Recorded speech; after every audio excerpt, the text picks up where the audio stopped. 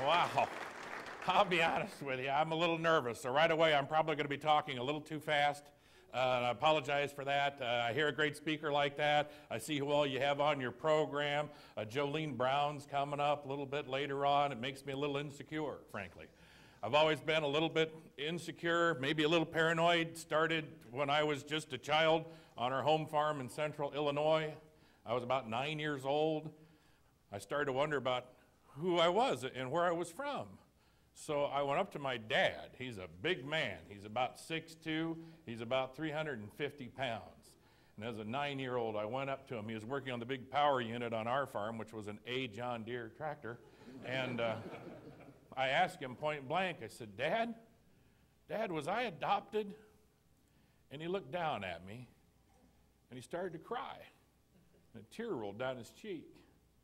And he said, yes, son, you were adopted. But they brought you back. So it's that kind of scarring that's affected me to this day. It didn't help. Janice Olson called and said, hey, we heard you at the American Bankers. I'd like to have you come to Wisconsin. We want a really good speaker just before lunch, but we couldn't get him. So would you be available? I said, sure. So here I am. And then she said, well, what do you charge? And I said, well, gosh, I don't know. I said, who else is going to be there? And she said, probably one of the wealthiest groups of ag lenders you'll ever have a chance to get in front of. I said, really? She said, yeah, the kind of people that should be watching your public television program, Market to Market, every week. I said, really? I'll tell you what, Janice, I'll give you $25. Now, I did know about the breakfast charge. That kind of caught me by surprise, but I'm thrilled to be here, happy to be part of this group. I'm like I say, I'm a little nervous. I'm trying to build some confidence. I know I'm a good speaker. I was invited to speak at the American Society of Agronomy at their annual meeting in Chicago last summer, and apparently I'm going back to their winter meeting because the guy that hired me said it'll be a cold day when I hear that guy again. So I'm looking forward to that. You got some people on the program who have tremendous credentials. John, excellent, and a bunch of the others. The energy lady this morning, I mean, I have no credentials.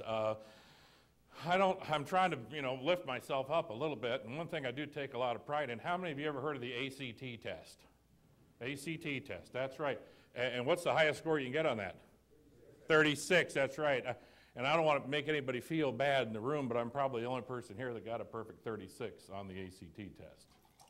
Well, 2 18s. But Mom had hoped the second one, was going to be better. Well, I'm excited to be here, excited to be back in Wisconsin. I love coming over here. I was in Green Bay a couple weeks ago for Manitowoc Dairymen for their big 75th anniversary of that fine organization. It was a thrill to be there. I love coming to Wisconsin because, frankly, there's always an open bar somewhere. And Manitowoc's was 2 hours long before I spoke. So I got up, we had lunch, and I got up to talk and did the Lord's Prayer and got a standing ovation. It was great. I love coming here. Handful of cheese curds, and I'm ready to go.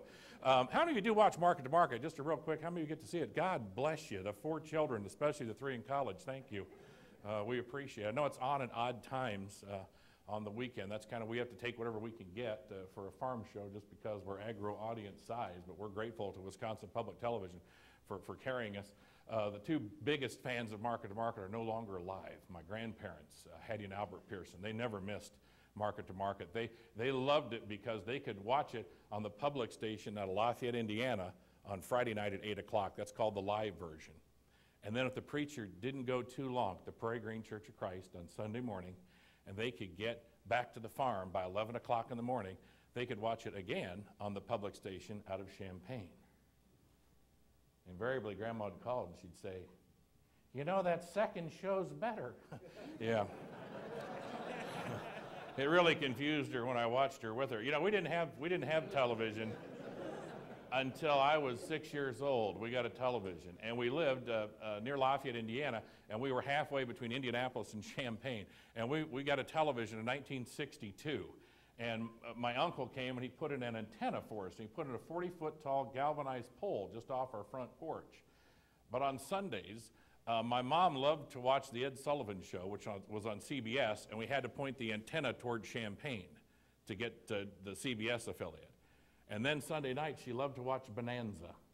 That was on NBC. That came out of Indianapolis, and we had to turn the pole over to Indianapolis so we could watch Channel 6 so Mom could see what was happening at the Bonanza. My daughter came home from college last week. She's been a cheerleader at Iowa State for 4 years, and she's a little edgy because she's had nothing to cheer about for 4 years, and football or basketball. And so she's home, and she wanted to watch a show. She wanted to watch one of her shows on cable. We got satellite television. She couldn't find the remote anywhere. And she just comes unglued. She starts screaming, "Dad, what'd you do with the remote? Did you take it into the bathroom? What'd you do with the remote? You lost the remote again. I can't get the remote." And I told her about when we first got a television, how I was the remote. Because when we shifted from watching CBS out of Champaign and we switched over to NBC in Indianapolis, there was a monkey wrench on the front porch. And my mother would send me out there, even in thunderstorm conditions, mind you. She would send me out there and make me change the antenna. And I grabbed this monkey wrench and I turned this galvanized pole and so she could watch NBC at night, and then we turned it back so she could watch CBS. I was the remote. In fact, if you've ever done this, when you put that monkey wrench on the pole, you and your body become part of the antenna. There were many nights when I would stand out there on the porch. Mom would say, "No, just hold it right there." I'd say, "Okay, I'm coming in. I want to see it too, Mom." No, we lost it. It's got snowy again." Spoiled, rotten kids coming home whining about the missing remote. I was the remote. There were some thunderstorms out there too, some lightning storms, but I stood out there, and I think that might have caused me some other problems. In fact, my parents always introduced my older sister. She's 21 months older than I am. They'd always introduce us. They would say, "This is our daughter, Kay. She's the smart one." And there I'd stand. "That's her son, Mark. He's a good eater." He's got that going. I want to talk about all the things you've been talking about so far this morning. I want to talk about this whole energy deal. I love what John's talking about. I've seen these methane digesters and these dairy operations, and I think it's tremendous. So we're going to talk about some of that, but I'm in Wisconsin. This slide, I always just leave it in there because as a child, I always wonder what would happen if in road gear, I lost hydraulics and the front bucket dropped and I drove over it. And this is a picture of exactly that happening. Nobody hurt, just a real difficult phone call to the spouse. This is a cartoon. I think this is the way a lot of people, I think this is what Time Magazine thinks ethanol is all about. And the mother is saying to her son who's gnawing away on an ear of corn, "Son, there are cars all over the world starving for ethanol, so make sure you eat your corn." And I want to talk real quick about USDA's latest report, and that was the prospective plantings report.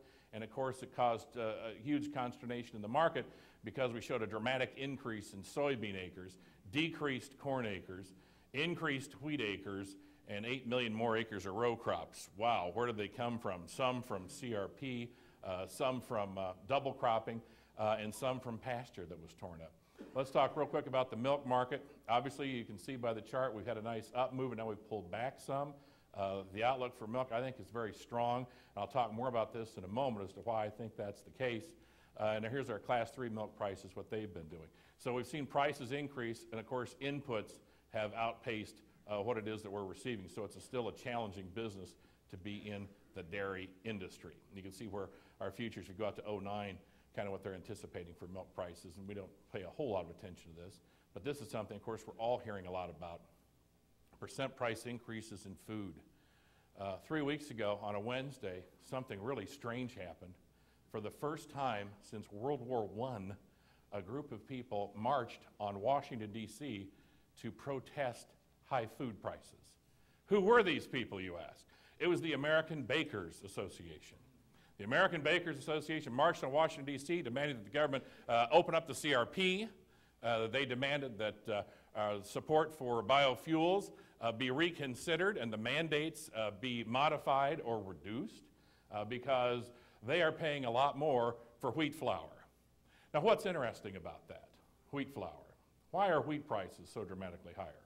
Are we using wheat in a biofuel setting? No. We use wheat as a feed when it's cheap. Are we using it now? No. But what happened last year? We couldn't grow a wheat crop anywhere in the world. We flooded Europe. The large portion of the hard red wheat belt in the United States was flooded out, and we droughted out Australia for the second time in a row. That's what drove wheat prices higher. But the American Bakers Association, they kind of lumped it all in there together and said, oh, this is a disaster. Government needs to do something. And we've had an energy problem in this country since 1970. I think we all know how far the government's moved on that. food prices increasing 3 to 4% this year.